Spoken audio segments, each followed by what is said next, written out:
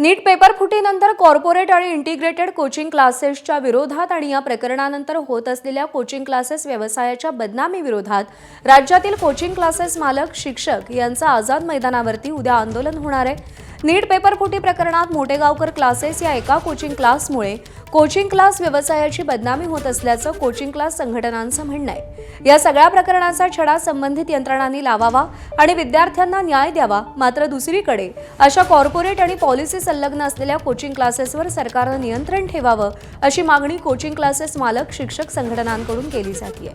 उद्या coaching classes संघटना integrated coaching क्लासेसवर सरकारनं बंदी घालावी या मागणीसाठी आणि कोचिंग क्लासेसची या सगळ्या प्रकारानंतर होत असलेल्या बदनामी थांबवावी यासाठी आंदोलन करणार